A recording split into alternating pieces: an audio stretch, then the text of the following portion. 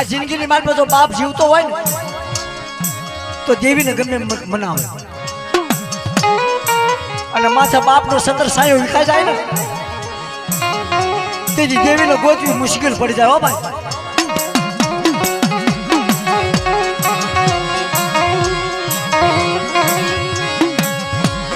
અને એક ગમે પેઢીમાં કહું છું અને જાહેરાત કહેવા માંગુ કે બાપ હોય ને તો બાપની પડખે બેહીને દેવીની વાતો લેજો. કાક બાપની દેવીની વાતો પકડજો. આખી જિંદગી રૂપિયા કામમાં નથી આવવાનું પણ જેથી દેવીની વાતો આપણા હાથમાં છે ને ત્યારે દેવી આપણને વાત બતાવશે. અને જેથી બાપ જીવતો હોય તેથી આપણી દેવીનો માનવો હોય ને આવો સૌરો માનવ રાખ્યો હોય તેથી બાપની પહેથી ખહાય નહીં.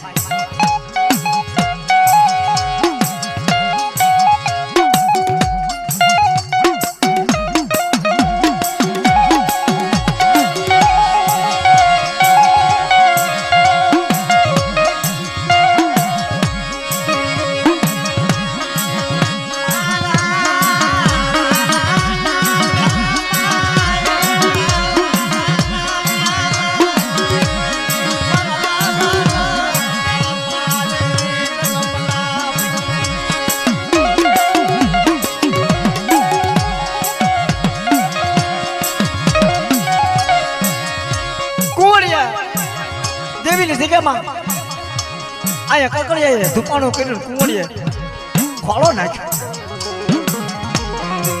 એક ખાટલાના બે ભાગ, અડધો કટકો માથે નાખ્યો અને અડધા કટકાની પોટકી વાળી. ખોળો નાખ્યો,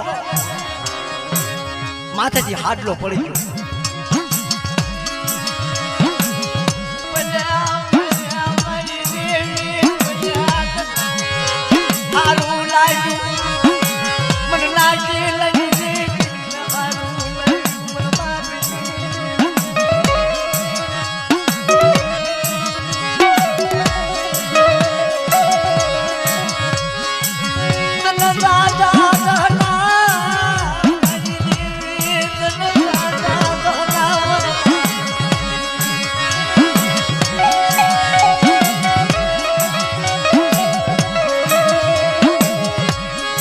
હાટલો પડી ગયો. ફાટ માથેથી ઓઢીને કીધું મને અચ્છા મારી તને સારું લાગ્યું પણ નાચી લેની દીકરીને સારું લાગ્યું. કકળ્યો પાછા પગે ધૂપાણું મૂકી.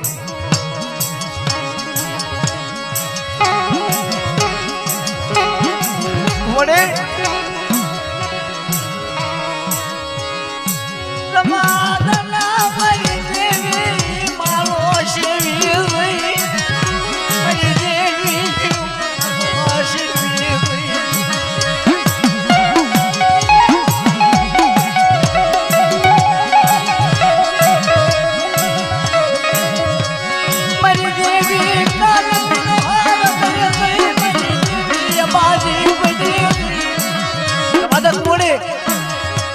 મારી દેવી કોઈનું સાંભળશે નહીં. મેં 80 વર્ષ દેવીની સેવા કરી, મારી દેવી નો સાંભળી તો તારું હું સાંભળશે નાચી લેની દીકરીનું.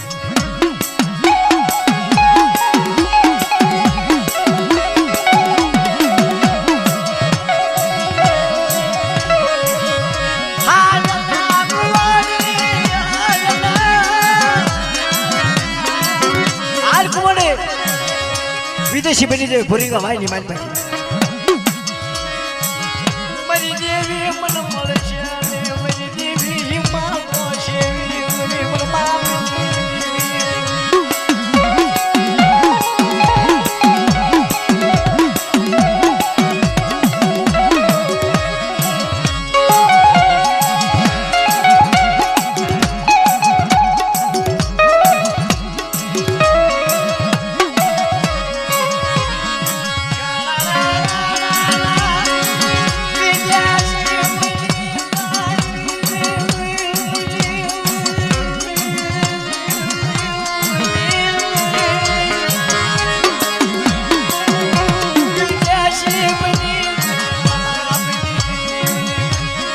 ભોરી કા ભાઈ મૂક્યું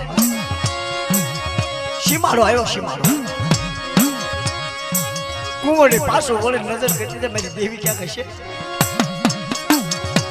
ક્યાંય મારી દેવીનું દર્શન થશે કોઈ મારી ના થશે તો કકડિયાનો પાછો વાળશે મારી દેવીની જગ્યામાં પાછો લઈ જશે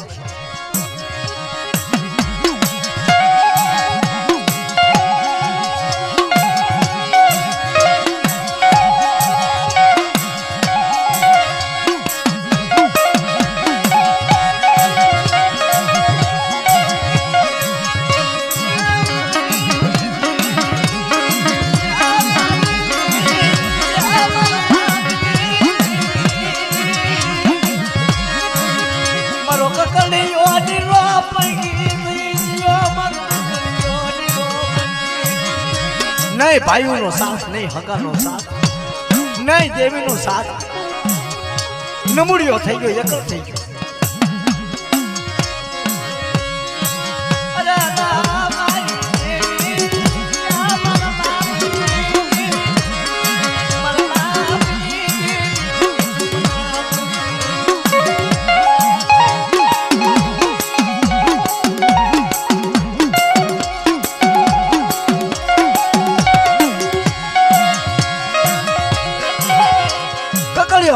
સીમાડે પહોંચ્યા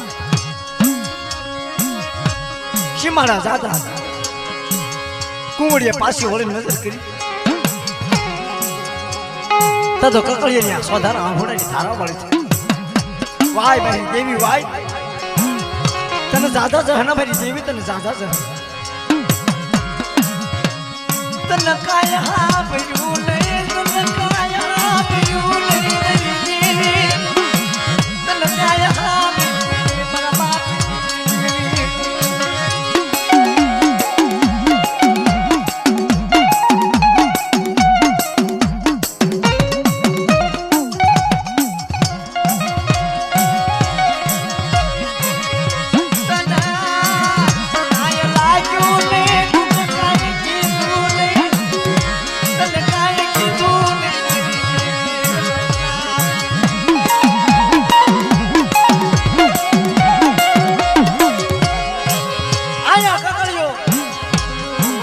ભાઈનો સીમાડો મૂકી દીધો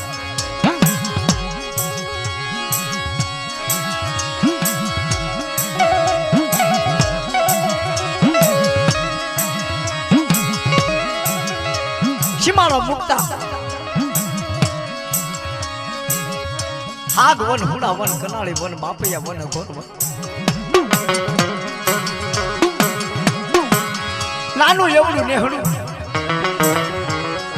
ગામ દેખાણું બીજા ગામનો સીમાડો આવ્યો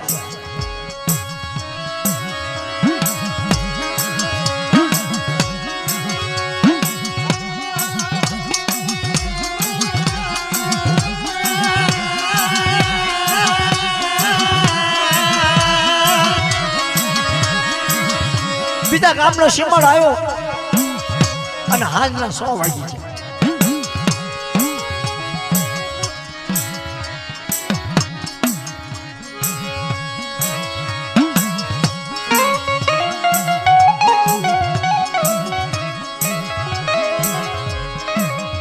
વાગી જા કકડીયો કેવા માંડ્યો